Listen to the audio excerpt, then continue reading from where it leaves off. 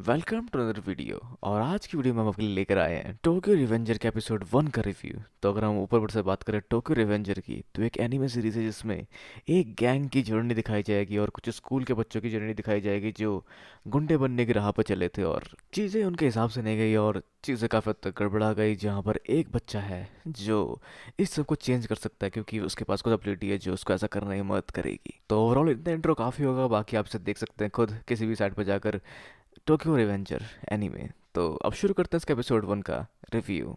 तो उसकी शुरुआत में एक शख्स एक अपार्टमेंट में रह रहा होता है जिसको उसने काफ़ी गंदी तरह से गंदा किया होता है और वहाँ देखता है न्यूज़, जहाँ न्यूज़ में सुन पाता है कि किसी गैंग के वजह से कुछ इनोसेंट लोग मारे गए, जिसमें मरने वालों में एक ऐसा नाम भी शामिल है जिसको ये जानता है क्योंकि उसके हाई स्कूल में वही इकलौती लड़की थी जो उसकी गर्लफ्रेंड थी। पर वो काफ़ी पुरानी बात होती है जिसका उसे कोई अफसोस नहीं होता। तो आगे उसके पड़ोसी उसकी डोरबेल बजाते हैं क्योंकि उसकी टीवी की आवाज़ थोड़ी ज़्यादा हो जाती है। और फिर वो निकलता है काम के लिए, जहाँ काम पे भी अपना काम सही से नहीं कर पाता और उसके लिए भी उस पर शिकायत जताई जाती है, जिसको लेकर वो सॉरी कहता है। और फिर बाहर रास्ते में उसको कुछ बच्चे छेड़ देते हैं जो उसे परेशान कर देते हैं और उनसे भी वो सॉरी कहते हैं डर के मारे, मतलब क्योंकि वो काफ़ी ज़्यादा सॉरी बोलने वाला बन चुका है इस समय तक। और उसकी ज़िंदगी ऐसी ही कट रही होती है जो सोचते हुए मेट्रो लेने के लिए मेट्रो स्टेशन पे खड़ा होता है। तो जहाँ वो अपनी झंड ज़िंदगी के बारे में सोच रहा था, तभी उसको कोई पीछे से धक्का देता है और वो गिरता है रेल की पटरियों पर। और उसके सामने होती है एक मेट्रो या रेल जिससे वो मर सकता है। और इस मर सकने वाले पल में वो याद करता है अपने स्कूल की उस गर्लफ्रेंड के बारे में, जहाँ उसको अपने माँ बाप की याद तक नहीं आती, बजाय उसके वो याद करता है कैसे उसकी गर्लफ्रेंड बनी थी और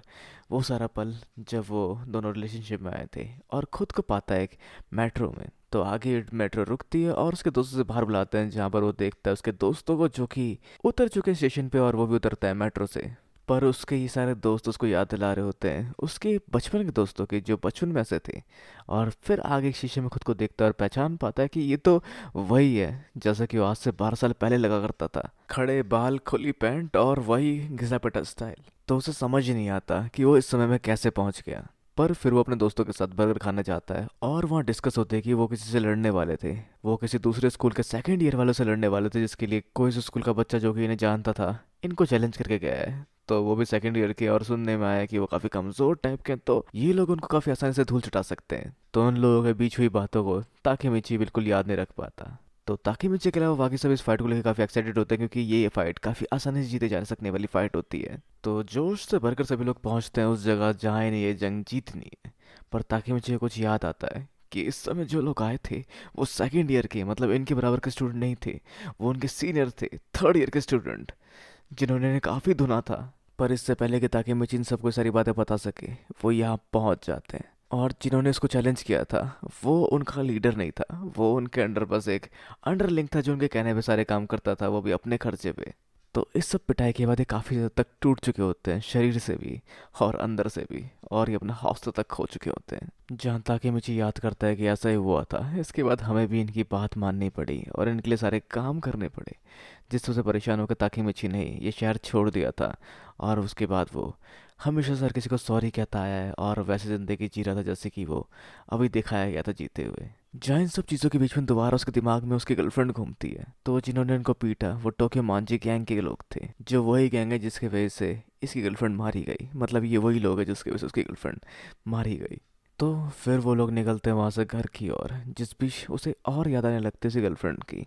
और इन सब का साथ छोड़ के वो वहाँ से निकलता है और पहुँचता है अपने गर्लफ्रेंड के घर की ओर और उसे घर के बाल की बैल बजाता है, जहाँ वो लड़की पहचान लेती है कि यही है वो। और फिर कई अरसों के बाद दोनों की मुलाकात होती है, जिसमें भले ही एक दिन का फ़र्क हो हिनाटा के लिए, पर इसको 12 साल इंतजार करने पड़े, जहाँ 12 साल तक इसने इसको नहीं देखा था। और उसकी वजह से उसकी आंखें नम हो जाती है और वो रो पड़ता है। और जो सिर्फ एक एहसास था वो हकीकत बन जाता है और वो जान पाता दोबारा उसके बारे में कि वो एक छोटी सी हाइट की लड़की थी, पर काफ़ी हिम्मती थी, हमेशा ही वो हौसले से भरी रहती थी, जिसको देखकर और याद करके पुरानी बातों को वो रोता हुआ घर जाता है। पर घर जाने के रास्ते के बीच में वो एक पार्क में जाके बैठता है उसके झूले पर और थोड़े सुकून के पल को काटने की कोशिश कर रहा होता है। लेकिन तभी वहाँ कुछ बच्चे एक बच्चे को परेशान कर रहे होते हैं और उसको बुली कर रहे होते हैं। पर उसे शांति चाहिए, जिस वजह से छिड़ के उठता है वो अपनी उस झूले से और इसमें से एक उसे नॉकआउट कर देता है और वहाँ पर एक बोतल को उठाकर इनको धमकी देता है कि जल्दी यहाँ से निकलो, नहीं तो आज मेरा दिमाग काफ़ी ख़राब है। और फिर वो लोग वहाँ से डर के भाग जाते हैं। अब फिर आगे वो इस बच्चे से बात करता है, जहाँ समझाता है उसको हिम्मत का पाठ कि भले मार खाने के लिए तैयार हो जाओ लेकिन हार मत मानो, जैसा कि उसने अब तक कभी नहीं किया। पर आगे वो जान पाता है कि ये बच्चा उसका साला है, मतलब उसकी गर्लफ्रेंड का भाई है। तो दोनों की बातें होती हैं, थोड़ी बहुत बातें उसकी बहन के बारे में पूछ लेता है ये, पर आखिर में वो उसको कहता है कि मैं तुम्हारी बहन से प्यार करता हूँ, और शायद सब कुछ इतने क्लियरली उसको नहीं बता पाता जितना मैं बताना चाहता हूँ, और शायद उतनी गहराई से मैं भी नहीं जानता कि क्या मैं उसके लिए महसूस करता हूँ। और फिर बताता है कि आज के दिन लगभग 12 साल पहले 1 जुलाई को मैं रेल की पटरी पे गिर गया, और मुझे लगा कि मेरे ऊपर से ट्रेन चली गई और मैं मर चुका हूँगा, लेकिन मैं यहाँ आ पहुँचा। तो क्या है ये, जहाँ उसका भाई उसे कहता है कि ये तो टाइम ट्रैवलिंग है, और उसकी बात को मानता भी है। तो उसको बताता है कि 1 तारीख के करीब तुम्हारी बहन और तुम मरने वाले हो, तो तुम उसे सेफ रखना। और वो उसके भाई से जिसका वादा लेना चाहता है, और वादा लेते हुए उससे हाथ मिलाता है, पर जिसके हाथ मिलाते ही वो अचानक से वापस उस समय में आ जाता है जिस समय से वो आया है। और फिर जान पाता है कि उसकी जान बच गई, वो पटरी पर नहीं गिरा। जैसा करने के पीछे हाथ है इस शख्स का जिसने उसकी जान बचाई है, जो है नाटो। और वो है उसकी गर्लफ्रेंड का भाई, जो अब यकीन करता है कि इसने टाइम ट्रेवल किया था और उसके वजह से अपनी जान बचा पाया। लेकिन अनफॉर्चुनेटली उसकी बहन नहीं बची, जहाँ अब इसको इसकी मदद चाहिए टाइम ट्रेवलिंग करते हुए इसकी बहन को बचाने के लिए। पर ताकि मुझे की हालत ऐसी होती है, मदद मैं। और जिस सबके साथ एपिसोड ख़त्म होता है, तो चलिए मिलते हैं इसके सेकंड एपिसोड के साथ, और उसके लिए आपको करने पड़ेंगे इस वीडियो पे मात्र 50 लाइक। तो अपने विचार में नीचे कमेंट बॉक्स में लोग इस वीडियो को लाइक शेयर और चैनल को सब्सक्राइब करना भी बिल्कुल ना भूलें। तब तक के लिए मिलते हैं अगली वीडियो में। Sayonara and have a nice day.